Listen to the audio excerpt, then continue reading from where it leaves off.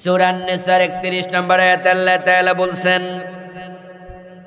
In তাজতানিবু, যদি তোমরা বিরত থাকো, যদি তোমরা পরিহার করো, কাবাইরা, কবিরা গুনাহগুলো,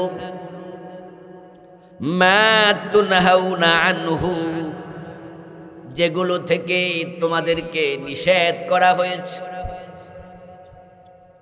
তোমাদেরকে যা থেকে বিরত থাকতে বলা হয়েছে, যদি সেই কবিরা গুনাহগুলো তোমরা পরিহার করো, নুকাফির আনকুম সাইয়্যাতিকুম, আল্লাহ বলছেন তোমরা যদি কবিরা গুনাহ ছেড়ে দাও, তোমাদের সগীরা গুনাহগুলো আমি আল্লাহ নিজে মাফ করে দেব।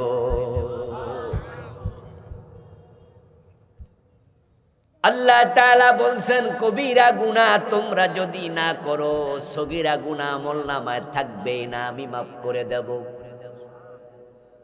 অন্য আয়াতে আল্লাহ বলেন, ইন্নাল হাসানাতি ইউযহিবনাস সাইয়্যাত, মানুষ যখন কিছু ভালো কাজ করে তারা শুধু ভালো কাজের সওয়াবই পায় না, ভালো কাজ করলে আমি সওয়াব দেই, সাথে সাথে ভালো কাজের কারণে আমলনামার সগীরা গুনাহ মাফ করে দেই।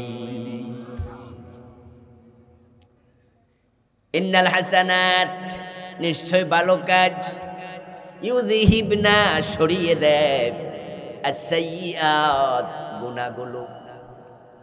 মাহফিলে এসেছেন, এখানে মাহফিলে আসলে যতক্ষণ আপনি নফল নামাজে দাঁড়ায়া থাকতেন যত সওয়াব পেতেন, মাহফিলে বসে থাকলে ওই সওয়াব আমলনামা আল্লাহ লিখতে থাকবে। এটা ইলমের মজলিস, এটা দার্সের মজলিস। এখানে আমরা যারা এসেছি, আমরা বক্তারাও এসেছি আল্লাহর বান্দাদেরকে কোরআনের কথা হাদিসের কথা শোনাবো। আর যারা আমরা শুনতে এসেছি, আমরা এখানে কেউ সোনার বাংলা গান শুনতে আসি নাই। আমরা এখানে কোনো গায়ক গায়িকা, নায়ক নায়িকার নাচ দেখতে আসি নাই। যে কয়জন আমরা আসছি, বাড়ি থেকে যখন রওনা দিছি, আমরা শ্রোতারাও কোরআন হাদিসের কথা শোনার নিয়তেই আসছি। এখন শুনলে সওয়াব পাবেন, আর এক্সট্রা যেটা পাবেন সেটা রাসূলুল্লাহ সাল্লাল্লাহু আলাইহি সাল্লাম বলেছেন, মান খারাজা লিতালাবিল ইলমি কানা কাফারাতান লিমা মাদা।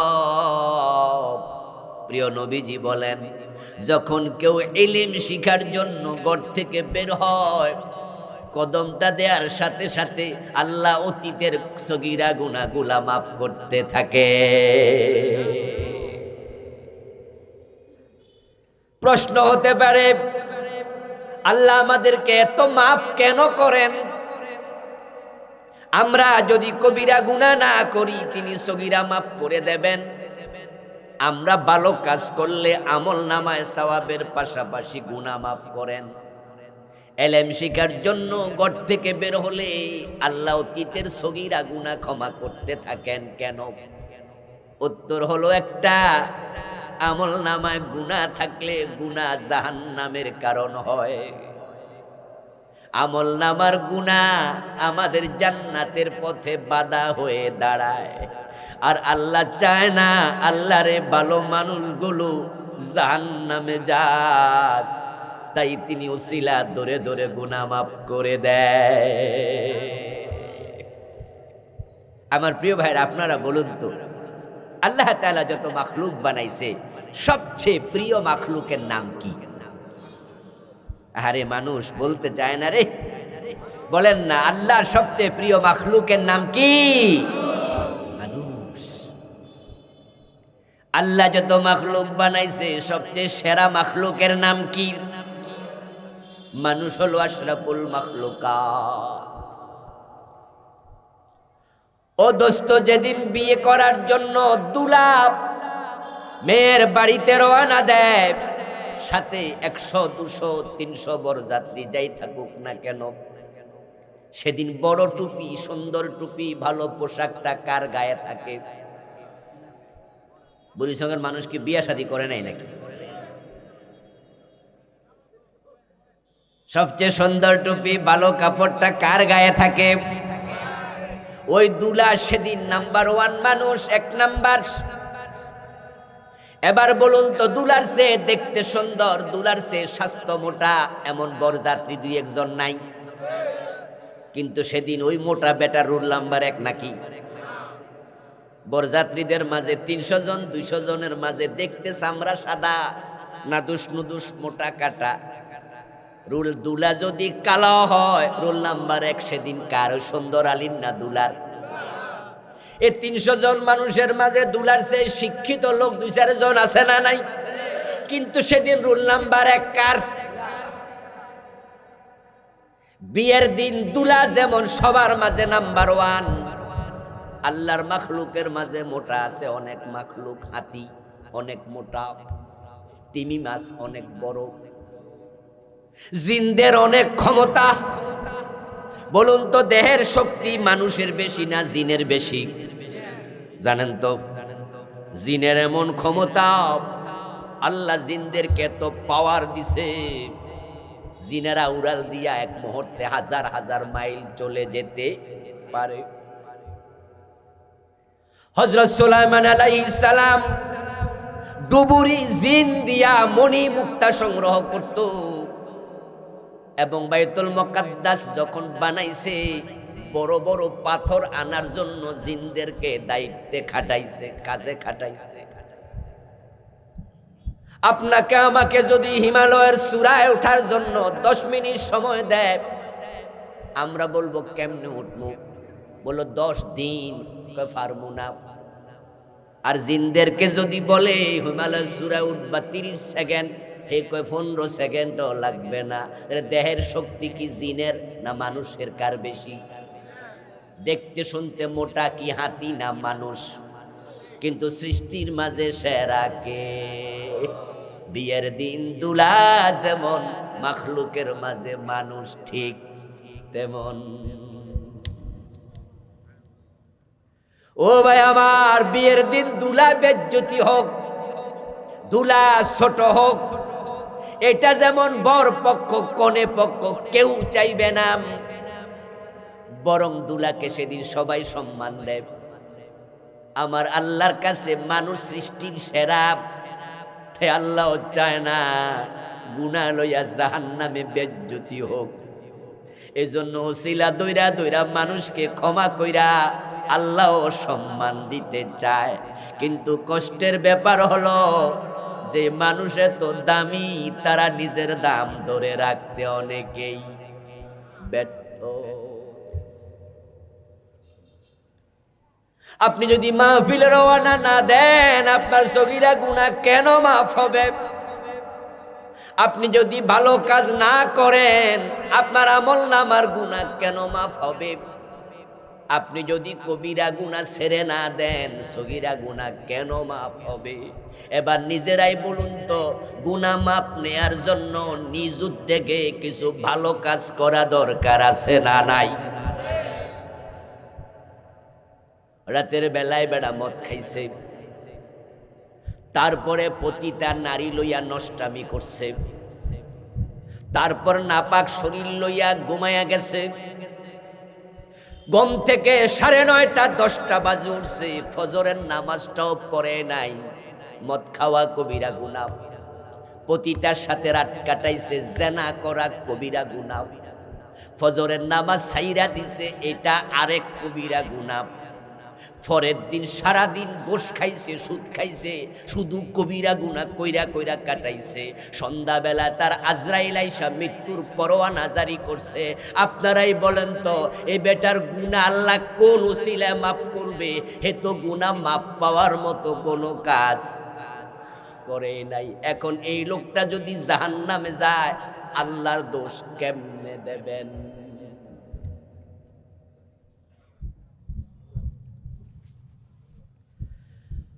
আপনাকে আল্লাহ উসিলা ধরে ধরে মাফ করতে চায়।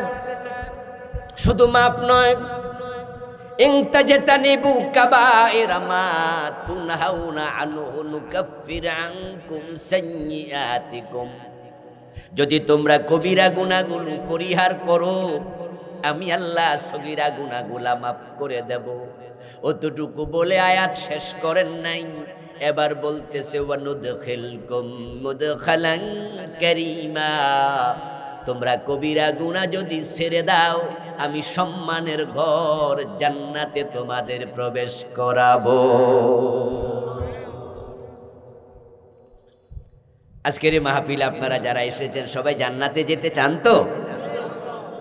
আল্লাহকে জানাইয়া দেন না, বলেন না জান্নাতে যেতে চান? হ্যাঁ, জান্নাত চাইয়েন আল্লাহর কাছে, এটা চাইয়া নিতে হয়। কারণ আমাদের যে আমল, এই আমল কইরা বেহেশত বহু দূরের কথা। নামাজে দাঁড়াইছেন, মন চলে গেছে কংসনগর বাজার। আপনার নামাজ আল্লাহ কেন নেবে? আল্লাহ আপনার সামনে দাঁড়ানো, আর আল্লাহরে রাইকা নামাজে খাড়াইয়া মন পাঠাই দিছেন বাড়িতে, অথচ আপনি মসজিদে। নামাজে দাঁড়ানোর পরে শুরু থেকে শেষ পর্যন্ত নামাজের ভিতর থেকে মন একবারের জন্য ছোটে নাই, এমন নামাজি আমরা কয়জন আছি? খুব জটিল। আমিও মাঝে মাঝে নামাজে খাড়ানোর সময় সিদ্ধান্ত নেই যে আজকে আল্লাহু আকবার কইয়া যে খাড়ামো, সালাম ফিরানো পর্যন্ত মন কোথাও যেতে দেব না, ডাইরেক্ট আল্লাহর সাথে আজকে রাখবো। দেখি যে 3 মিনিট পরে আর নেই, কিছুক্ষণ পরে দেখি মন আমাকে না বলে এক জায়গায় রওনা দিস, আবার ধরে মাস আনি মন নামাজের ভিতরে, কিছুক্ষণ পরে আবার ছুটা যায়। এমন কিছু কথা নামাজে মনে হয় যেটা গত সপ্তাহ চেষ্টা কইরাও মনে করতে পারি নাই। এরকম আমার হয় শুধু একা, ঠিক না? কি আপনাদেরও হয়? নামাজের বাহিরে ভুলে গেছিলাম, এটা মনে করতেছি আরে এই জিনিসটা যে কি জানি, মনেই হয় না। নামাজে খারাইলে শয়তান হাজির করে, কই দিলাম। আচ্ছা, আমাদের মন নামাজে না নামাজের বাহিরে মনের খবর সবচেয়ে বেশি কে জানে? তো যে আল্লাহ সব জানে, তিনি যদি দেখেন তার সামনে খাড়াইয়া মন অন্য জায়গায় পাঠাই দিছেন, আপনার এই নামাজ তিনি কেন নেবেন? তিনি তখন ভাববেন তোর কাছে আমার চেয়ে বাজারের গুরুত্ব বেশি। তুই যে নামাজে খাড়াইয়া তোর অফিসের চিন্তা করলি, এতে বোঝা যায় আমি আল্লাহর চেয়ে তোর অফিসের গুরুত্ব। তুই যে নামাজে দাঁড়াইয়া এটা ওইটা নিয়ে ভাবলি, আমি আল্লাহর চেয়ে তুই ওইটাকে কেন বেশি গুরুত্ব দিলি? তোর নামাজ নিমুনা, যা ফালাই দিলাম। এবার আপনাদের জিজ্ঞাসা করতে চাই, এই দোষে যদি নামাজ পড়ে যায় তাহলে আল্লাহ পর্যন্ত গেছে, এই পর্যন্ত কত রাকাত? قال رسول الله صلى الله عليه وسلم لن ينجي احدكم عمله, সহিহ বুখারীর হাদিস। ও দুনিয়ার মানুষ, আমল করো, তবে শুনিও তোমাদের কারো আমল তাকে জাহান্নাম থেকে নাজাত দেবে না। যে আমল তোমরা করো এই আমল দিয়া জান্নাত পাইবা না। জাহান্নাম থেকে মুক্তি পাওয়ার জন্য তোমার আমল এনাফ না। লান লান লান, ভবিষ্যৎকালে দৃঢ়তার সাথে কোন জিনিসকে না করার জন্য লান শব্দ আসে। লাইনুন দিয়া, কোনো দিন নাজাত দেবে না। এই হাদিস শুনে একজন সাহাবী দাঁড়ালেন, কিলা ইয়া রাসূলুল্লাহি আওয়ালা আনতা, দাঁড়ায়া বললে ইয়া রাসূলুল্লাহ, বুঝেছি আমাদের আমল তো ভালো না, আমল আবার মন্দ, সওয়াবের সাথে গুনাহ ঢোকে, আমলের মাঝে রিয়া ঢোকে, মনের মাঝে ইখলাস থাকে না, তারপরে আবার তাড়াহুড়া তো আছেই। এমন নামাজ পড়ি রুকু থেকে সোজা হয়ে খাড়াই না, 2 সেজদার মাঝে ভালো করে বসি না, সুবহানা রাব্বিয়াল আলা 3 বার তাড়াতাড়ি পড়ালা, এমন ভাবে তাসবিহ পড়ে কি উচ্চারণ করছে বুঝে না, এক নিঃশ্বাসে 7 আয়াত সূরা ফাতিহা শেষ। এমন নামাজ আল্লাহ কেন নেবে? কিন্তু রাসূল, আপনার নামাজ তো বড় ভালো, আপনি নামাজে দাঁড়াইলে পা ফুলে মোটা হয়ে যেত, এত লম্বা নামাজ। আপনি রুকুতে গেলে মা আয়েশা বলেন, আমার রাসূল এত লম্বা রুকু দিতেন, আমি ভাবতাম তিনি সেজদার কথা বুঝি ভুলে গেছেন। প্রিয় নবীজি সেজদায় গেলে আমি মাঝে মাঝে ভয় পেতাম, আমার রাসূল বুঝি সেজদার মাঝে ইন্তেকাল করেছেন। আমি পায়ে ধরে টিপ দিতাম, রাসূলুল্লাহ পা নাড়া দিলে বুঝতাম তিনি জীবিত আছেন। হুজুর আপনি তো সাওমে বেসাল রাখেন, সেহরি খান না, ইফতার করেন না, টানা 2 দিন 3 দিন 5 দিন আপনি রোজা রাখেন, যে রোজা উম্মতের জন্য মানা নিষেধ। হুজুর আপনার আমল তো বেশি, আপনি তো আমল করে জান্নাত পেয়ে যাবেন। রাসূলুল্লাহ জবাব দেন, লা ইল্লা আইয়াতাগাম্মাদানি আল্লাহু বিরহমাতিহি, আমি নবী মুহাম্মদ জান্নাত পাবো, আর জান্নাত পাওয়ার কারণ আমার আল্লাহ আমাকে রহমতের চাদর দিয়ে আবৃত করে রেখেছে। সুবহানাল্লাহ। আমার প্রিয় ভাইয়েরা, রাসূলুল্লাহ যদি রহমতের মাধ্যমে জান্নাত খোঁজে, আমরা আল্লাহর জান্নাত পাওয়ার জন্য আমলের উপর নির্ভর করব না, আল্লাহর রহমত দরকার। তা আপনারা জান্নাতে যেতে চান তো ইনশাআল্লাহ? আচ্ছা, জান্নাতে যেতে চাইলে যে কাজটা করতে হবে সেটা হলো ইনতাজতানিবু কাবায়েরা। আল্লাহ বলছে কবিরা গুনাহ যদি ছেড়ে দাও। ইনকে আরবিতে বলে হরফে শর্ত। আলেম ওলামারা এগুলো খুব বোঝে, আপনারা সাধারণ মানুষ সব বুঝবেন না, কিন্তু কিছু তো বুঝবেন। শর্ত এমন এক জিনিস যেটা পূর্ণ না হলে পরেরটা পূর্ণ হয় না। আরবিতে একটি কায়দা আছে, নিয়ম আছে, ইজা ফাতা শারতু ফাতাল মাশরুত। শর্ত যদি ফাউত হয়, পূর্ণ না হয়, পরেরটা মাশরুত বলে, সেটাও ফাউত হবে, পূর্ণ হবে না। যেমন নামাজ পড়ার জন্য ওযু করা শর্ত। আচ্ছা, কেউ যদি ওযু ছাড়া অপবিত্র অবস্থায় নামাজ পড়ে, নামাজ হবে তো? ওযু বাদ, নামাজও বাদ। ওযু ভেঙ্গে গেছে, নামাজ শেষ, নামাজও ভেঙ্গে গেছে। আল্লাহ বলছেন তাজতানিবু কাবাইরা মা তুনহাউনা আনহু, যদি তোমরা নিষিদ্ধ কবিরা গুনাহগুলো ছেড়ে দাও, নুদখিলকুম মুদখালান কারীমা, তাহলে সম্মানের স্থান জান্নাতে আমি প্রবেশ করাবো। এতে বোঝা যায় যে কবিরা গুনাহ ছাড়বে না, সে জান্নাত পাওয়ার সম্ভাবনা নাই। জান্নাত পাওয়ার জন্য কবিরা গুনাহ ছেড়ে দিতেই হবে, এই শর্ত দিয়েছেন কে? এই মাইকল আওয়াজ বাড়াও, মাইকল আসেনি? দৌড় মারো ভাই, হ্যাঁ মাইকের আওয়াজ বাড়াও। জান্নাত পাওয়ার জন্য কবিরা গুনাহ ছাড়ার শর্ত কে দিলেন? বলেন বলেন, কথা বলেন, কে দিয়েছেন? আচ্ছা, জান্নাত বানাইছে কে? জান্নাতের মালিক কে? জান্নাত দেবেন কে? কোন পীর সাহেব হুজুর, কোন আউলিয়া উলিয়া? জান্নাত দেওয়ার ক্ষমতা কোন নবীর নাই। নবীদের যে জান্নাত সেটাও দেবেন কে? নবীর জান্নাত কার হাতে? এজন্য হাসরের দিন আল্লাহ যখন রেগে যাবেন কাহার সুরত ধারণ করে, তখন নবীরাও কি বলবে? নফসি নফসি নফসি, আমার কি উপায়, আমার কি উপায়। আমার প্রিয় ভাই, জান্নাত যিনি দেবেন তিনি বলছেন কবিরা গুনাহ ছেড়ে দাও। কবিরা গুনাহ এবং জান্নাত একসাথে পাওয়া যায় না।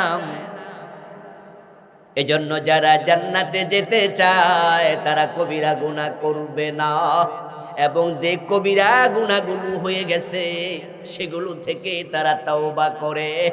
কারণ তওবা যদি না করেন, কবিরা গুনাহ আমলনামায় থাকে, একটা কবিরা গুনাহ জান্নাতের পথে অন্তরায় হয়ে যেতে পারে। আমাদের বাংলাদেশের লোকদের একটা ভুল চিন্তা আছে, সেটা হলো আচ্ছা গুনাহ করলে করছি আর কি, সুদ খাইলে খাইছি আর কি, নামাজ তো আর ছাড়ি না। আচ্ছা, ঘোষ খাইলে খাই আর কি, রোজা তো আর ছাড়ি না।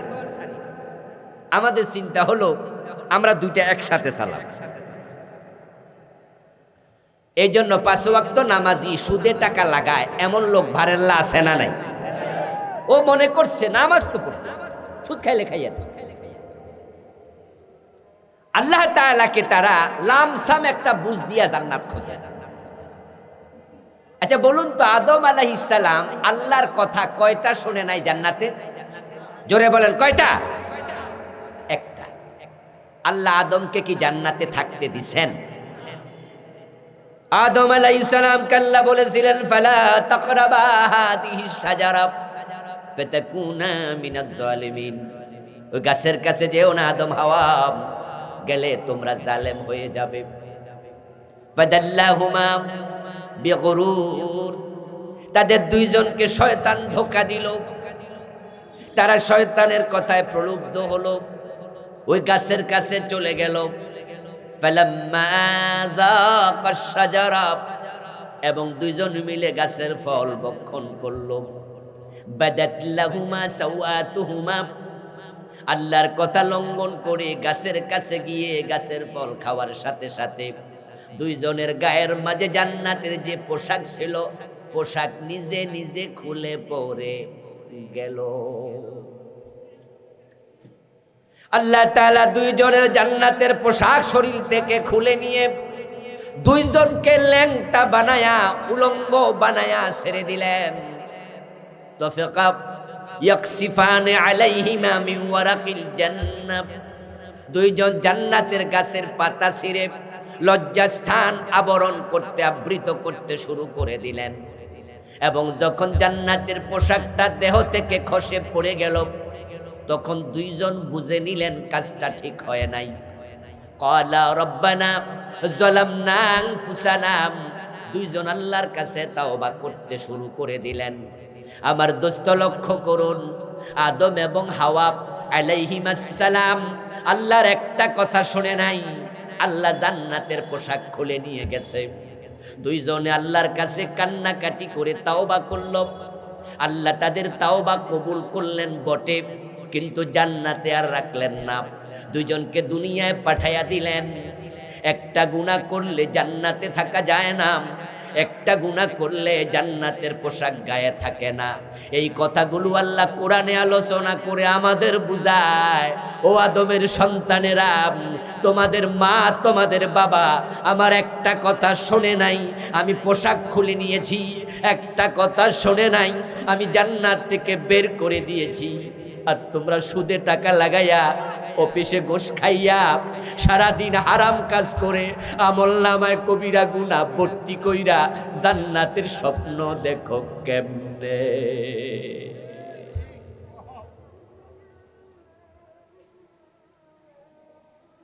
রাসূলুল্লাহ সাল্লাল্লাহু আলাইহি ওয়াসাল্লামের একাধিক সাহাবীর ব্যাপারে হাদিস পাওয়া যায়, যাদের আমলনামার একটা মাত্র কবিরা গুনাহ নবীর সাহাবীর কবরের আযাবের কারণ হয়েছে, জাহান্নামের কারণ হয়েছে। আর আমরা ডজন ডজন কবিরা গুনাহ করতেছি, জান্নাতের স্বপ্ন দেখছি। নবীজি মুহাম্মদ সাল্লাল্লাহু আলাইহি ওয়াসাল্লাম যুদ্ধের ময়দানে, যুদ্ধ চলছিল। আল্লাহর হাবিবের কাছে এসে এক ব্যক্তি খবর দিল, ইয়া রাসূলুল্লাহি ফুলানুন কাদ উস্তুশহিদা, ও রাসূল আজকের যুদ্ধ অমুক শহীদ হয়ে গেছে। ওই ব্যক্তির নাম বলেছে, সে রাসূলুল্লাহর খাদেম ছিল। আল্লাহর নবী তাকে খুব ভালো করে চিনে। আজকের যুদ্ধে মুসলমানদের পক্ষ হইয়া জিহাদের মাঠে যুদ্ধ করতে করতে সে আজকে শহীদ হয়েছে। যে দেখছে সে আইসা বলতেছে, হুজুর অমুক তো শহীদ হয়ে গেছে। প্রিয় নবীজি শুনে বললেন, কাল্লা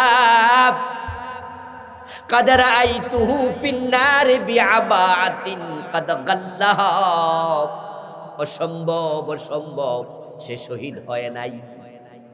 কারণ আমি নবী মুহাম্মদ তাকে নিজের চোখে জাহান্নামে দেখে এসেছি। রাসূলুল্লাহর সাহাবী, রাসূলুল্লাহর খাদেম, যুদ্ধের মাঠে মুজাহিদ, আজকে যুদ্ধে মারা গেছে। রাসূল বলছেন না, সে শহীদ নয়, তাকে আমি জাহান্নামে দেখেছি। কেন? এবার কারণ বলতেছে, বিআবাআতিন কাদ গাল্লাহা, কারণ হলো অমুক যুদ্ধের গনিমতের মাল থেকে সে একটা চাদর চুরি করেছে।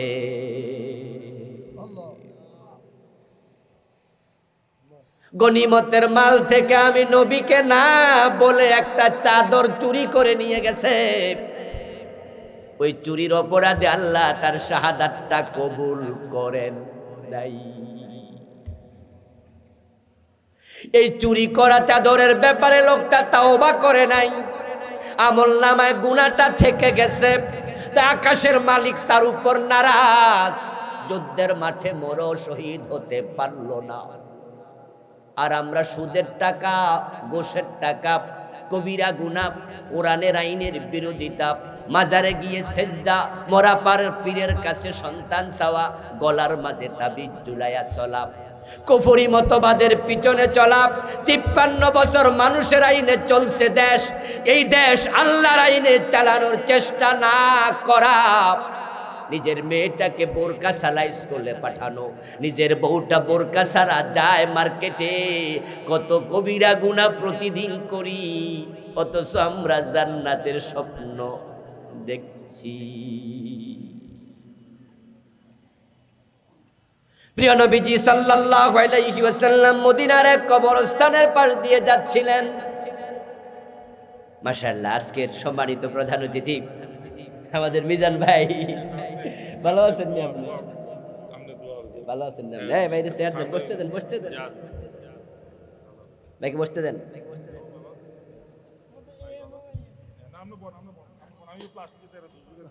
ভাইকে বসতে দেন, বসতে দেন।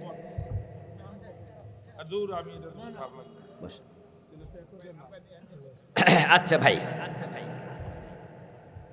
আসেন তো কিছুক্ষণ। আচ্ছা প্রিয় ভাইয়েরা, বলছিলাম আল্লাহর হাবিব সাল্লাল্লাহু আলাইহি ওয়াসাল্লাম মদিনার এক কবরস্থানের পাশ দিয়ে যাচ্ছেন। সহিহ বুখারীতে এসেছে, মাররান নবী সাল্লাল্লাহু আলাইহি ওয়াসাল্লাম বিকবরাইন জাদীদাইন ফাকালা ইন্নাহুমা লা ইউআযাবান ওয়া মা ইউআযাবান ফি কাবীর। নবীজি মুহাম্মদ সাল্লাল্লাহু আলাইহি ওয়াসাল্লাম যাচ্ছেন, নতুন দুটি কবর দেখে রাসূলুল্লাহ দাঁড়ালেন। দাঁড়ায়া সঙ্গী সাহাবীদেরকে বললেন, এই যে দুইটা কবর, এই দুই কবরে আযাব চলছে। আপনাদেরকে প্রশ্ন করব, জবাব দিয়েন। কবর দুইটা পুরাতন না নতুন? ওয়াজ বাড়িতে নেওয়া লাগবে তো নাকি? কবর দুইটা পুরাতন না নতুন? নতুন। রাসূল বলছে আযাব চলছে। আল্লাহর নবী কবরের উপর থেকে কবরের নিচে কি হচ্ছে দেখতে পেতেন। এটা রাসূলুল্লাহর মুজিজা, বিশেষত্ব।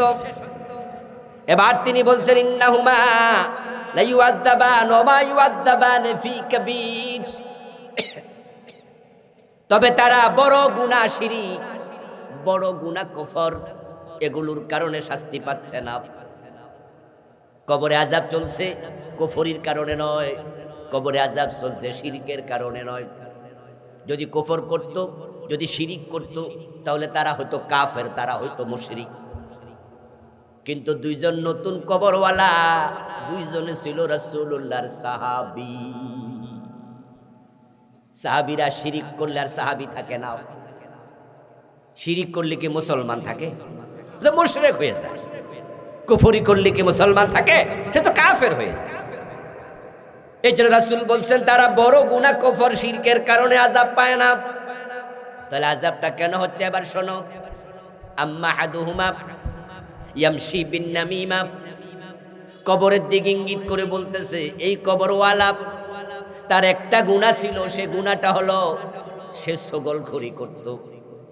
একজনের দোষ, একজনের কথা আর একজনের কাছে যাইয়া কানে কানে কইয়া দুইজনের মাঝে ঝগড়া লাগাইয়া দিয়া আলগাত বইয়া বইয়া মজা নেয়, এমন কিছু মানুষ সমাজে আছে না নাই?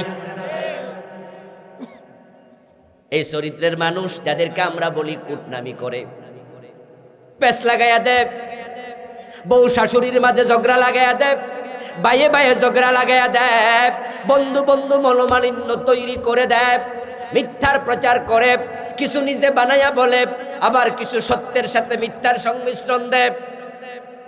ওই লোকটার একটা বদ অভ্যাস ছিল, ইয়ামশি বিন নামিমাম, সে ছগলখড়ি করত। এই একটা গুনার কারণে কবরে আযাব চলছে। এবার দ্বিতীয় কবরের দিকে তাকায়া বলছেন, ও আম্মা আলা আখার, দ্বিতীয় জনের সমস্যা, লা ইয়াস্তাতিরু মিন বাউলিহি, সে প্রস্রাব করে পবিত্র হতো না। দাঁড়ায়া দাঁড়ায়া প্রস্রাব কইরা তারপর আস্তে করে লারা দিয়া হাইটা জায়গা, এমন লোক আসেনি?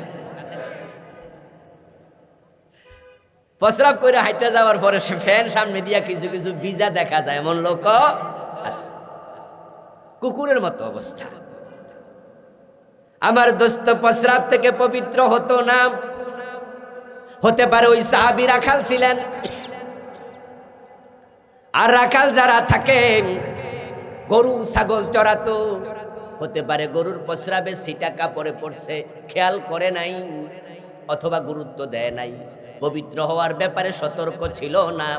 ওই প্রস্রাব থেকে পবিত্র না হওয়ার কারণে কবরে আযাব চলতেছে। যদি একটা করে গুনাহ থাকলেই সাহাবীর কবর আযাব হয়। ওই গনিমতের মাল থেকে চাদর চুরি করেছে, ওই ছগলখড়ি করেছে, প্রস্রাব থেকে পবিত্র হয় নাই, তাই কবরে আযাব চলছে। এখন আমরা যারা আজকের মাঠে আছি, নিজের আমলের দিকে তাকালে যদি আমল নামায় গুনাহ দেখা যায়, আর এই গুনাহ লইয়া এখন মরেন, কবরে আযাব হওয়ার সম্ভাবনা আছে না নাই? সাবধান মুসলমান, সাবধান। হঠাৎ করে খবর আসছে কংসনগরের অমুক হুজুর বা অমুক হাজি সাহেব বিষ খাইয়া মারা গেছে, ফাঁসিতে ঝুলছে। মানুষ যখন বিষ খাইয়া মরে, ফাঁসিতে ঝুলে মরে, এমন খবর আমাদের কাছে আসে, আমরা সবাই একটু আফসোস করি। আমরা বলি, আহা, লোকটা করলো কি? ওই লোকটা যদি ভালো মানুষ হয়, আফসোস আরো একটু বেশি করি। আরে হাজি সাহেব মানুষ বিষ খাইলো কেন? আরে লোকটা তো ভালো ছিল, কেন ফাঁসিতে ঝুললো? ও দোস্ত, ওই বেটা মূল্য বিষ খায়া আফসোস আপনি কেন করেন? কারণ আপনি একটা মাসালা জানেন, আত্মহত্যা করা জায়েজ না হারাম, সগীরা না কবিরা গুনাহ। ওই লোকটা কবিরা গুনাহ লইয়া মারা গেছে। যেহেতু সে মরার সময় গুনাহ করে মরল, এই গুনাহ থেকে তাওবার সুযোগ আর সে পায় নাই। তার আমলনামাতে অন্য কোনো গুনাহ আছে কিনা এটা আমি জানি না, কিন্তু একটা কবিরা গুনাহ আত্মহত্যা সেটা আছে আমি জানলাম। ওই একটা গুনার খবর জানার কারণে আমি তার জন্য আফসোস করতেছি। এবার আপনাদের কাছে আমার প্রশ্ন, তার একটা কবিরা গুনাহ শুইনা যদি তার জন্য আপনি আফসোস করেন, ভাবুন তো আপনার আমল নামায় কবিরা গুনাহ একটা আছে না আরো বেশি? তাহলে নিজের জন্য আফসোস করবেন কবে?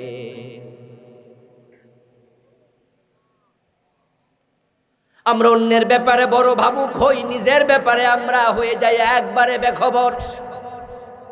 কান খুলে শোনো মুসলমান, সুদে যারা টাকা লাগাইছো, তুমি জান্নাতের কাছেও যেতে পারবা না।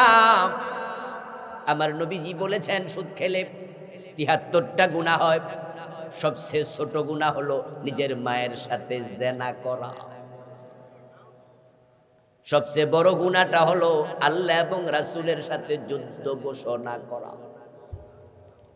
যে মানুষগুলো শিরকের সাথে জড়িয়ে আছে, ওই মানুষগুলো তো ইমানদারের তালিকাতে নাই। শিরক তো সবচেয়ে বড় কবিরা গুনাহ, আর সবচেয়ে বড় কবিরা গুনাহ শিরক। এটা তোমার আমল নামায় থাকলে তোমার নামাজ রোজা হজ যাকাত এক পয়সা এগুলোর দাম নাই। এখন শিরক কি সেটাই তো ইলমের অভাবে অনেকে জানে না। আমার দোস্ত, জনগণ সকল ক্ষমতার উৎস, এই চিন্তা যার মাথায় আছে সে মুশরিক অবস্থায় আছে। কারণ সব ক্ষমতার উৎস আল্লাহ নিজে, জনগণ ক্ষমতার উৎস নয়, জনগণ ক্ষমতার ওসিলা হতে পারে। ডাক্তার আমাকে সুস্থ করেছে, এই চিন্তা যার মাথায় সে শিরকের মাঝে আছে। ডাক্তার তোমাকে সুস্থ যদি করত, তাহলে রোগী নিজে ডাক্তার রোগী হইয়া মরে, এমন ডাক্তার আছে না নাই? ক্যান্সারের চিকিৎসক ক্যান্সারে মারা গেছে, এমন ঘটনাও আছে। ডাক্তার তোমার সুস্থতার ওসিলা হয়েছে, কিন্তু তুমি কও না ডাক্তারে আমারে ভালো কাটছে। এই জন্য আপনি ভারতের একজন গায়ক আছে যার নাম নচিকেতা। ওই নচিকেতা গান লিখে এবং গানে সুর দেয়। তার একটা গান আছে, ডাক্তার সে তো ভগবান। দেখুন লক্ষ্য করে নচিকেতার গানে সে ডাক্তারকে বলতেছে ভগবান। তারপরে আবার ডাক্তারদের অন্যায়গুলো তুলতে ধরে গিয়া বলছে কসাই আর ডাক্তার সমান সমান। কিন্তু ডাক্তারকে প্রথমে বলল ভগবান, বলল ডাক্তার তোমার হাতে আমার প্রাণ। নাউজুবিল্লাহ পড়েন। আপনি গণকের কাছে গিয়ে হাত দেখান, আর গণকরে আপনি বলতেছেন সামনে কি হবে একটু বলে যান।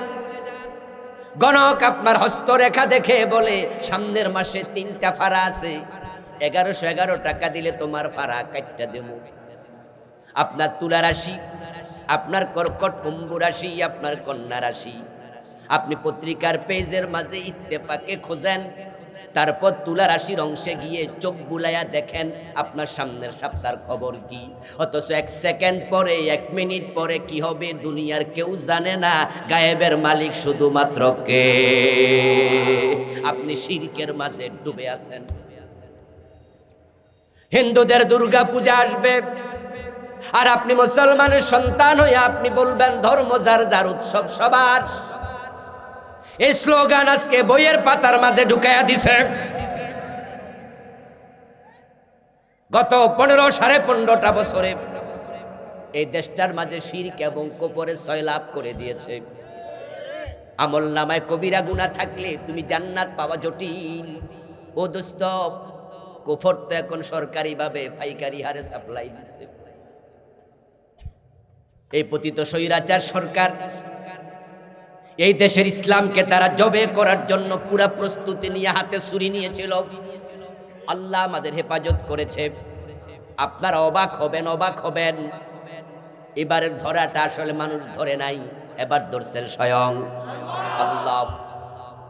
অগাস্ট বিপ্লব যেটা হলো 5 তারিখের আগের দিনও মানুষ ভাবে নাই এটা হয়ে যাবে, আন্দোলনকারীরাও ভাবে নাই, যারা পালাইছে তারাও যে পালাতে হবে তারাও ভাবে নাই। যদি 4 তারিখও দরবেশ বাবা টের পাইতো, তাহলে সে দাড়ি কামাইয়া পালাইতো না। 3 তারিখে ব্যক্তিগত হেলিকপ্টার নিয়ে পালানোর সামর্থ্য ওনার ছিল কিনা? আমাদের দরবেশ বাবা একটা পার্সোনাল হেলিকপ্টার, পার্সোনাল বিমান একা ইউজ করবে এমন টাকা তার আছে না নাই? সে 4 তারিখে জানলো পালাইতো, বুঝে নাই। এবং যারা আন্দোলনকারী ছিল তারাও তো সরকারের পতন চায় নাই, পদত্যাগ চায় নাই। তারা চেয়েছিল কোটা সংস্কার। সরকার বলে দিত দ্যাটস ওকে, আন্দোলন 1 সেকেন্ডে থেমে যেত। কিন্তু না, অহংকারীর মুখ থেকে অহংকারের তীব্রতা বের হলো। রাজাকারের বাচ্চা, রাজাকারের নাতি গালি দিয়ে আগুনের মাঝে ঘি ঢেলে দিল। যদি 3 দিন পরে সাংবাদিক সম্মেলন ডেকে আবার সরি বলতো, আন্দোলন হয়তো আবার থেমে যেত। কিন্তু পুলিশকে বলল গুলি করো। অবস্থা এমন হলো, একজন গুলি খাইলে 4 জন দাঁড়ায়া যায়। গুলি করো, তাদেরকে রোধ করা যায় নাই, বাড়িতে ফেরানো যায় নাই। আবাবিল পাখির মতো ছাত্ররা রাস্তায় নেমে জীবন দিয়েছে। উঠছিল ঘামাসি, এটা চুলকাইলে ক্যান্সার হইয়া রোগী মরে যাবে, এটা রোগী ভাবতেও পারে নাই। কি থেকে কি হয়ে গেল? এবার আল্লাহ কেন ধরল? এই বিপ্লব তো স্বয়ং আল্লাহ তাআলার অর্ডারে হয়েছে। কোঠা আন্দোলন 9 দফা, 9 দফা চলে গেল 1 দফায়।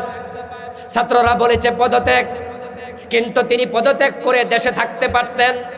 পালালেন কেন? পালাতে তো কেউ বলে নাই। আল্লাহ বলছে পালা পালা, অন্তরে ভয় ঢুকাইয়া দিছে, তাই 300 এমপি একসাথে পালাতে বাধ্য হয়েছে।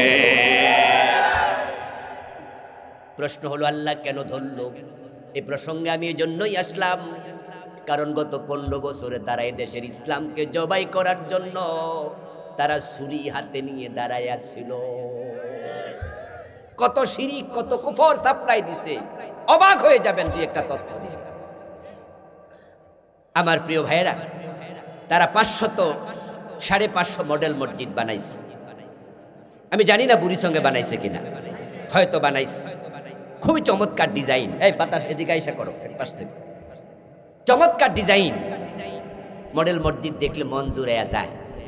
ওরা বাংলাদেশের মুসলমানদেরকে ধোঁকা দিচ্ছিল। এই 500-550 মডেল মসজিদ বানায়া ওরা আপনাদের কাছে ভোট চাইতো, আপনাদেরকে বলতো দেখো আমরা ইসলামের পক্ষের সৈনিক, আমরা মসজিদ বানিয়েছি। কিন্তু দেখেন বিপরীতে তাকাইয়া এবার মাদ্রাসার বইতে তারা মন্দিরের ছবি ঢুকিয়ে দিয়েছে। আপনাদের বুড়িসং ফাজেল মাদ্রাসা আছে, কংসনগরে আছে, আলেম মাদ্রাসা, দাখিল মাদ্রাসা অ্যাভেলেবেল আছে। আপনারা ক্লাস 6-এর 7-এর বই খুলে মাদ্রাসায় গিয়ে দেখবেন বাংলাদেশ মাদ্রাসা শিক্ষা বোর্ড লেখা দাখিল 6, দাখিল 7-এর বইতে সেখানে মন্দিরের ছবি আছে। দোতারা, সেতারা, হাফ প্যান্ট পরা মেয়ের ছবি ঢুকাইয়া দিছে। স্কুলের বইতে মন্দিরের ছবি থাকবে, আমাদের আপত্তি নেই, কারণ স্কুলে হিন্দু পড়ে। গির্জার ছবি থাকবে, আমাদের আপত্তি নেই, সেখানে খ্রিস্টান পড়ে। মসজিদের ছবি থাকতে হবে, 92% মুসলমানের সন্তান পড়ে। সেখানে থাকবে পেগোডার ছবি, বৌদ্ধের সন্তান পড়ে, আমাদের আপত্তি থাকবে না। কিন্তু আপনারা বলুন তো, মাদ্রাসার বইতে মন্দির কেন ঢুকবে? মাদ্রাসায় হিন্দু কয়জন পড়ে? এখানে মন্দির আসলো কেন? আপনারা জবাব দিতে হবে। বলুন তো, যারা বোঝেন একটু জবাব দেন। মাদ্রাসা কি দোতারা বাজানো শেখানো হয়? মাদ্রাসা কি সেতারা বাজানো হয়? হারমোনিয়াম শেখানো হয়? তো মাদ্রাসার বইতে হারমোনিয়ামের ছবি কেন? তারা ইন্ডিয়াকে খুশি করতে চেয়েছে, এখানে মসজিদ বানিয়ে বাংলার মুসলমানের ভোট চায়, আর মন্দিরে ঢুকে দিল্লির দাদা বাবুদের মন খুশি করতে চায়।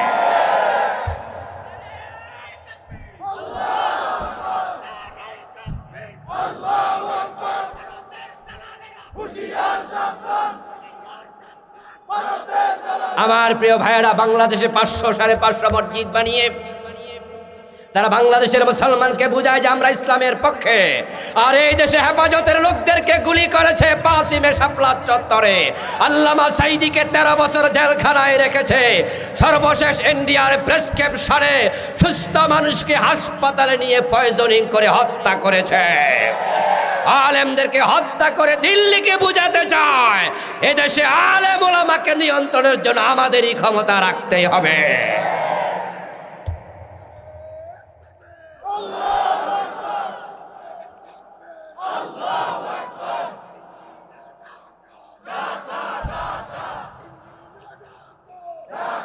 আমার প্রিয় ভাইয়েরা, আপনাদেরকে সজাগ সচেতন থাকা লাগবে। বাংলাদেশের পূর্ব গণনে নতুন করে একটি ঘূর্ণিঝড় উঠতেছে। 18 কোটি মুসলমান সাবধান এবং সতর্ক থাকো। আমাদের দেশের উপরে যদি কেউ রক্তচক্ষু নিয়ে আঙ্গুল নির্দেশ করে, 18 কোটি মুসলমানের 36 কোটি হাত গর্জে ওঠা লাগবে।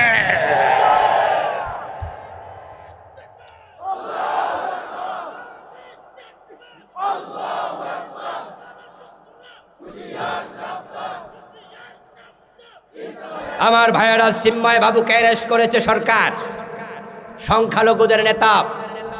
অ্যারেস্ট হওয়াটা নতুন কিছু নয়, পৃথিবীর সব দেশেই নাগরিকদেরকে সরকার যেই কোনো রাষ্ট্রীয় কারণে অ্যারেস্ট করার ক্ষমতা সরকারের আছে না নাই?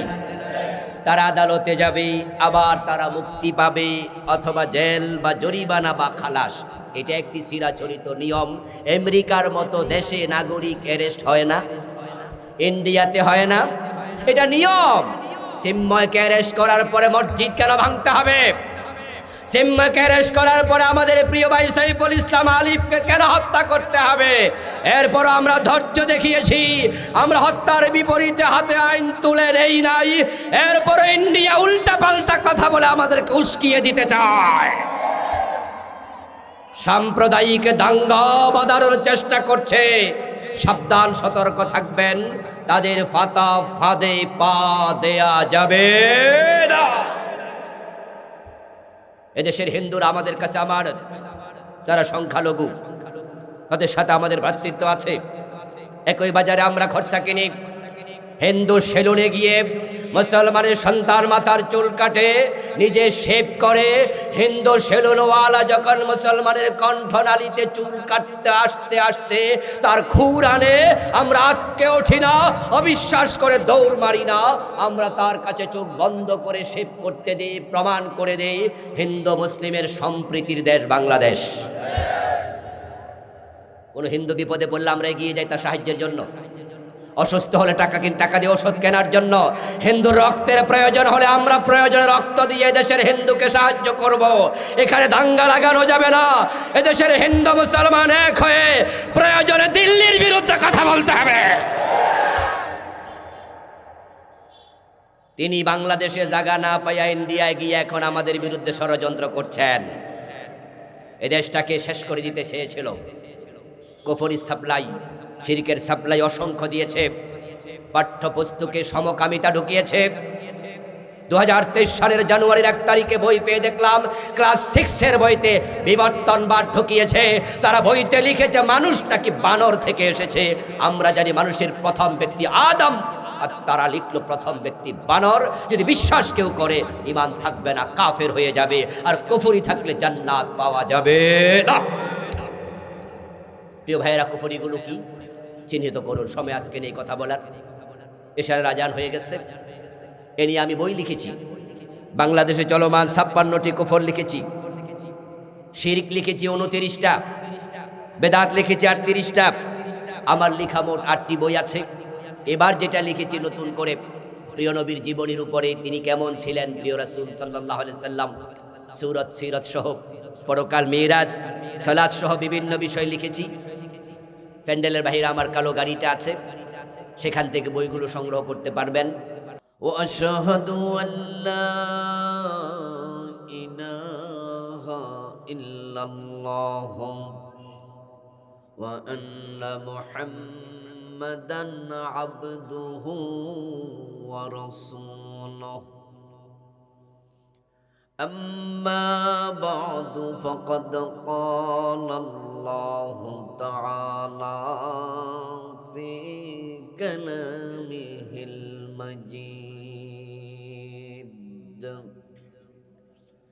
أعوذ بالله من الشيطان الرجيم.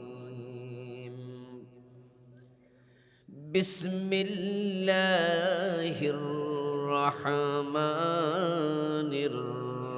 الرحيم. إن تجتنبوا كبائر ما تنهون عنه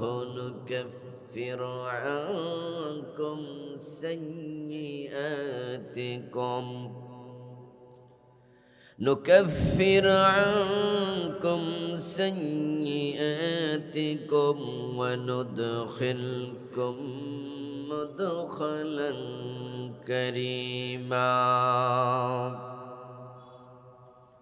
قال النبي صلى الله عليه وسلم: المسلم من سلم المسلمون من لسانه ويده، أو كما قال النبي عليه الصلاة والسلام.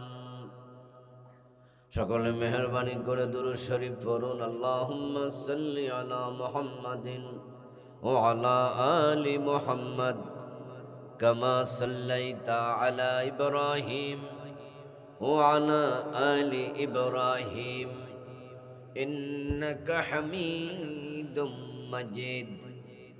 اللهم بارك على محمد وعلى آل محمد كما باركت على إبراهيم وعلى آل إبراهيم إنك حميد مجيد. اللهم صل وسلم وبارك عليه. আল ইহসান মডেল মাদ্রাসার উদ্যোগে আয়োজিত আজকের এই চমৎকার তাফসীরুল কোরআন মাহফিলের মুআজ্জাজ মুকাররাম সম্মানিত সভাপতি মহতারাম হাজী সিদ্দিকুর রহমান সাহেব, সহসভাপতি হাজী আব্দুল লতিফ সাহেব, আজকের মাহফিলের প্রধান মেহমান হিসেবে আলোচনা উপস্থাপন করবেন যিনি বিশ্বের নামি দামি যে সমস্ত শিক্ষা প্রতিষ্ঠান আছে, বিশেষত বাংলাদেশের অন্যতম সেরা শিক্ষা প্রতিষ্ঠান ঐতিহ্যবাহী ধামতি ইসলামিয়া কামিল মাদ্রাসার সম্মানিত সাবেক শাইখুল হাদিস, সাবেক হেড মুহাদ্দিস, মুদাক্কিক, উস্তাজুল আসাতিজা, শাইখুল হাদিস ও শাইখুত তাফসীর, ফকিহুল উম্মাহ, আমাদের অনেকেরই উস্তাজ, বিশ্ব বরেণ্য আলিম আল্লামা ফজলুল করিম হাফেজাহুল্লাহ। আল্লাহ তাআলা হুজুরের হায়াতে বারাকা দান করুন। হুজুর কিছুটা অসুস্থ দীর্ঘদিন ধরে, আমরা সকলে দোয়া করি আল্লাহ তাআলা হুজুরকে যে কয়দিন বাঁচিয়ে রাখবেন পরিপূর্ণ সুস্থতার সাথে বাঁচিয়ে রাখুন। এই জাতির জন্য হুজুর এক বড় নিয়ামত। ওনার সান্নিধ্য সঙ্গ যারা পাননি তারাই নিয়ামতের কদর হয়তো বুঝবেন না। আমি হুজুরের সরাসরি 6 বছর ছাত্র জীবনে সান্নিধ্য পেয়েছি, আর ছাত্র জীবনের পরে 2001 থেকে 2024 চলছে। এই 24 বছরও হুজুরের সান্নিধ্য থেকে বিচ্ছিন্ন হয়নি। হুজুরের সাথে আমার সান্নিধ্যের বয়স 30 বছর চলছে। উনার মতো এতটা বিজ্ঞ আলেম, প্রাজ্ঞ আলেম, মুহাক্কিক আলেম আমার নজরে বাংলাদেশে এখনো দ্বিতীয় জন পড়েনি। এদেশের নামি দামি অনেক আলেমের সাথে আল্লাহ তাআলা আমার সাক্ষাতের সুযোগ দিয়েছেন। পৃথিবীর বিভিন্ন দেশের আলেম ওলামাদের সাথেও মিশার সুযোগ পেয়েছি। আল্লামা ফজলুল করিম হাফেজাহুল্লাহ হুজুরের মতো এই মানের আলেম পৃথিবীতে বিরল। শিরক এবং বেদাতির বিরুদ্ধে হুজুরের যে অবস্থান, বাংলাদেশে শিরক এবং বেদাতের বিরুদ্ধে এমন অবস্থান গ্রহণকারী আলেম খুবই কম। ইসলামের সঠিক মেসেজ আমরা যারা হুজুরের ছাত্র আছি, হুজুর আমাদেরকে দেওয়ার চেষ্টা করেছেন। আল্লাহ তাআলা হুজুরের খেদমত এমনভাবে কবুল করেছেন যে হুজুরের জীবদ্দশায় হুজুর তার অসংখ্য ছাত্রকে বিভিন্ন কামিল মাদ্রাসার প্রিন্সিপাল, ভাইস প্রিন্সিপাল, মুহাদ্দিস, মুফতি উনি নিজের চোখে দেখে যাওয়ার সুযোগ আল্লাহ হুজুরকে দিয়েছেন। ইনশাআল্লাহ হুজুর আজকের এখানে শেষ আলোচক। ইশারের পরে ইনশাআল্লাহ হুজুর আলোচনা করবেন। আপনারা হুজুরের আলোচনা শোনার জন্য আবার দল বেঁধে চলে আসবেন ইনশাআল্লাহ বলেন। হুজুরের দর্শে বসতে পারা এটা সৌভাগ্যের। মনে রাখবেন, ইলমের মূলত ট্রান্সফারের সিস্টেমটা হলো সিনা থেকে সিনা। আমাদের এক ওস্তাদ বলতেন, ইলম দর সিনা না দর সফিনা। ইলম সিনা থেকে সিনাতে ট্রান্সফার হয়, কাগজ থেকে নয়। আরেক ওস্তাদ বলতেন যে খাতার ইলম মাথায় নেও, কাগজে যদি ইলম লেখা থাকে এটা তোমার না, যেটা তোমার বিবেকে কলবে ঢুকেছে সেটা হলো তোমার। কোন একজন কবিও একই কথাই বলেছিলেন, গ্রন্থগত বিদ্যা পরহস্ত ধন, নহে বিদ্যা নহে দন, হলে প্রয়োজন। যারা দাঁড়িয়ে আছেন তারা কি একটু বসবেন দয়া করে? এই যুবক ভাইরা বসে যান, বসার জায়গা যেহেতু আছে একজনও দাঁড়িয়ে থাকবেন, বসে যান, বসে বসে কথা শুনুন। সিনা থেকে সিনাতে ইলম যায়, সেজন্য প্রয়োজন সোহবত, সান্নিধ্য। সান্নিধ্যের অনেক মূল্য, অনেক দাম। সাহাবায়ে কেরাম রাদিয়াল্লাহু তাআলা আনহুর সম্মান বেড়ে যাওয়ার পিছনে সবচেয়ে বড় কারণ তারা নবী মুহাম্মদুর রাসূলুল্লাহর সান্নিধ্য পেয়েছেন। রাসূল সাল্লাল্লাহু আলাইহি ওয়াসাল্লামের সাহাবাদের মাঝে সকলে মুহাদ্দিস ছিলেন না, সকল সাহাবী হাদিস বর্ণনা করেননি। রাসূলুল্লাহর সাহাবীর সংখ্যা প্রায় ১.৫ লক্ষ, হাদিস বর্ণনাকারী সাহাবীর সংখ্যা মাত্র কয়েকশো। মাত্র কয়েকশো হাদিস সাহাবী থেকে হাদিস এসেছে, আর বাকি হাজার হাজার সাহাবী হাদিস বর্ণনাই করেনি। হাদিসের কিতাবে তাদের থেকে একটা হাদিসও আসেনি। তাহলে সাহাবীদের মাঝেও সকলে মুহাদ্দিস ছিলেন না। আচ্ছা, সাধারণ মানুষের মাঝে আমাদের এই বুড়িছং থানায় সকল মানুষের বিবেক কি একরকম? জ্ঞান একরকম? বুদ্ধি একরকম? আচ্ছা, মানুষের মাঝে একটু পাগল টাইপের মানুষ আছে না? কথা বলেন না। বুঝ কম এমন মানুষ আছে না? তো সাহাবীদের মাঝে কি পাগলা টাইপের মানুষ ছিল না? বুঝ কম ছিল না? মানুষ তো ছিলই, বরং একজন মহিলা ছিল পাগল, আকলিহা শাই। হাদিসের বর্ণনা, তার প্রবলেম ছিল মাথায়। রাসূলের কাছে এসে একদিন বললেন, ইয়া রাসূলুল্লাহ, আপনার সাথে আমার কাজ আছে। রাবি বলতেছেন ও আকলিহা শাই, তার মাথা ছিল বিগড়ানো, পাগলি। প্রিয় নবী সাল্লাল্লাহু আলাইহি সাল্লাম ওই মহিলাকে বললেন, ইয়া উম্মা ফুলান আইয়ুসিকাকে শাইতে, তুমি যে বললা আমার সাথে তোমার কাজ আছে। রাসূলুল্লাহকে এসে ধরছে যে চলেন, আপনার সাথে আমার কাজ আছে। তো রাসূল বলে, তুমি কোন গলিতে যেতে চাও, কোন রাস্তায় যেতে চাও, কোথায় আমাকে নিতে চাও? ওই পাগলি মহিলা বলে, এই রাস্তায়। মদিনার প্রেসিডেন্ট তার সাথে চলে গেলেন, সুবহানাল্লাহ বলে। তাকেও সময় দিলেন, তার প্রয়োজন পূর্ণ করলেন। আমি বুঝাতে চাইলাম সাহাবীদের মাঝে একটু মাথায় প্রবলেম, বুঝ কম, একটু পাগলা এমন দুই একজন ছিল না? আমার দোস্ত শুনুন, যেই সাহাবীর বুঝ কম, মাথায় সমস্যা, সবচেয়ে বড় তাবি আব্দুল্লাহ ইবনে মুবারক, সুফিয়ান আস-সাউরি রাহিমাহুমাল্লাহ, যারা তাবিদের মাঝে বিশ্বমানের মুহাদ্দিস। আব্দুল্লাহ ইবনে মুবারক, আব্দুল্লাহ ইবনে মুবারকের নাম শুনে নাই এমন আলেম পৃথিবীতে পাবেন না। ছোট আলেমরা উনার নাম শুনেছে, আর যারা উনার নাম শোনে না তাদের আলেম দাবি করা ঠিক। সুফিয়ান আস-সাউরির নাম শুনে না এমন আলেম পৃথিবীতে আপনি পাবেন না। ছোট আলেমরাও শুনেছে, যারা দাখিল আলেমে পড়ে তারাও সুফিয়ান আস-সাউরির নাম শুনেছে। ইমাম বুখারীর উস্তাদ, অনেক বড় বড় আলেম, তাবি। ওই তাবিদের মাঝে যারা 1 নাম্বার রোল নাম্বার শুরু, আর সাহাবীদের মাঝে যে পাগলা কম বুঝ সাহাবী, সম্মান কি তাবির বড় আলেম মুহাদ্দিসের বেশি না ওই পাগলা সাহাবীর বেশি? কারণ সে রাসূলের সোহবত পেয়েছে।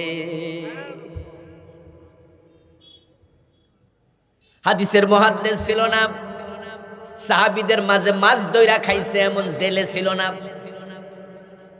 কৃষি কাজ করছে এমন কৃষক ছিল না, কাপড় সিলাইছে এমন দর্জি ছিল না, হান্ডি পাতিল বানাইছে এমন কুমার ছিল না, লোহার কাজ করে আন্তা খন্তা দা কুড়াল বানাইছে এমন কামার ছিল না।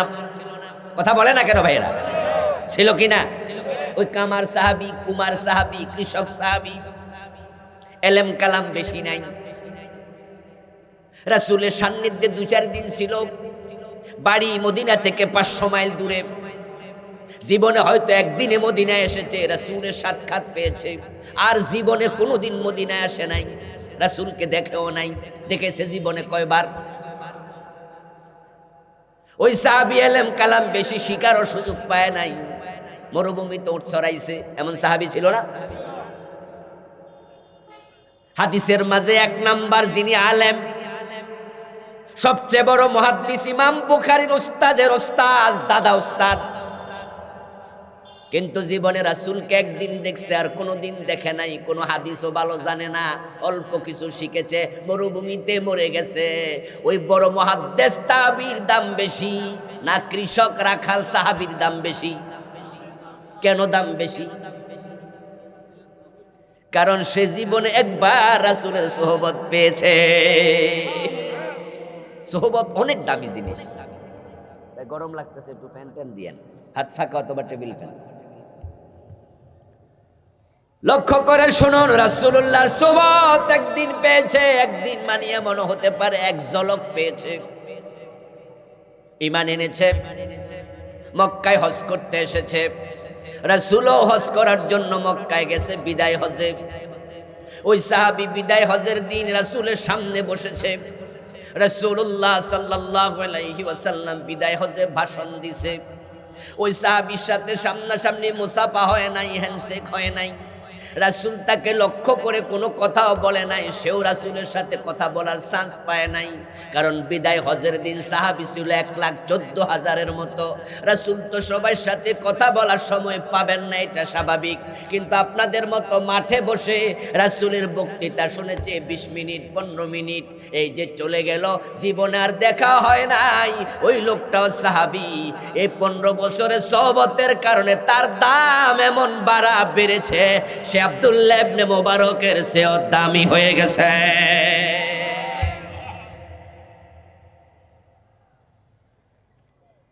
সোহবত খুব বড় দামি জিনিস।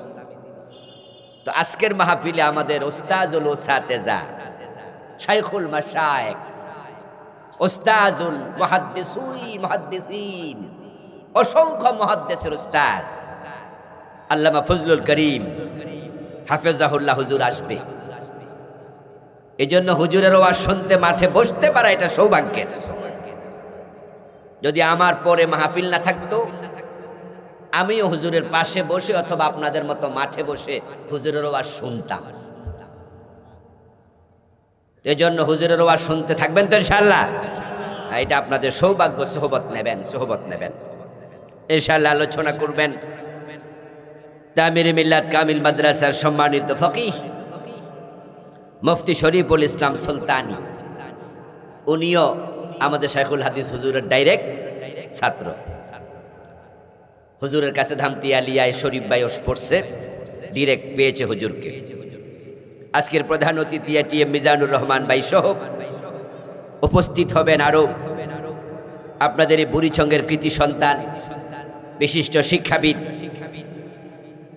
অ্যাডভোকেট ডক্টর মোবারক হোসাইন, উপস্থিত অন্যান্য সম্মানিত ওলামাই হজরত।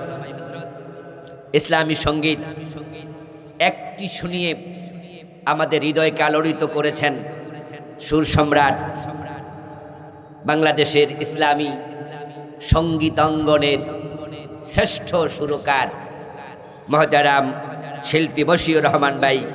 উনি অলরেডি আমাদের সাথে বসে আছেন মঞ্চে। ওনার ইসলামী সঙ্গীতের আমি একজন গুণমুগ্ধ শ্রোতা। ভাই আরো ইসলামী সঙ্গীত আপনাদের শোনাবেন। দোয়া করছি আল্লাহ তাআলা মশিউর রহমান ভাইয়ের কণ্ঠকে আরো দারাজ করে দিন। উপস্থিত মুহতারাম উলামায়ে কেরাম, ইসলাম প্রিয় তৌহিদি জনতা, পর্দার অন্তরালের সতী সাধবী সম্মানিতা মা ও বোনেরা, আল্লাহর বড় শুকরিয়া, মাগরিবের পরপর কোরআনের এই মাঠে, কোরআনের আহ্বানে, কোরআনের কথা বলার জন্য আল্লাহ আমাদেরকে উপস্থিত হওয়ার তৌফিক দিলেন। কোরআনের কথা শোনার মতো আল্লাহ মন দিলেন, সুস্থতা দিলেন। এজন্য আমরা শুরুতেই আল্লাহ তাআলাকে শুকরিয়া জানাই, কৃতজ্ঞতা জানাই, কালিমাত শুকর ফরি আলহামদুলিল্লাহ। ছোট ভাইরা বসে যাও, ভলান্টিয়ার রাখেন এক দুজন, যেন একজনও দাঁড়িয়ে না থাকে, যে আসে তাকে একটু বসাই দেবেন। প্রিয় দিনী ভাইয়েরা, আমি আপনাদের সম্মুখে পবিত্র কোরআন মাজিদ থেকে সূরাতুন নিসায়ের 31 নম্বর আয়াতে কারিমা তিলাওয়াত করেছি। প্রিয় নবী মুহাম্মদুর রাসূলুল্লাহ সাল্লাল্লাহু আলাইহি ওয়াসাল্লামের পবিত্র মুখ অনুসৃত একখানা ছোট্ট হাদিসে নববী পাঠ করেছি। আল্লাহ তাআলা তৌফিক দান করলে এখান থেকে কিছু কথা বলবো ইনশাআল্লাহ। আল্লাহ তাআলা এই কথাগুলোকে আমাদের সকলের নাজাতের উসিলা বানিয়ে দিন, বলেন আমিন।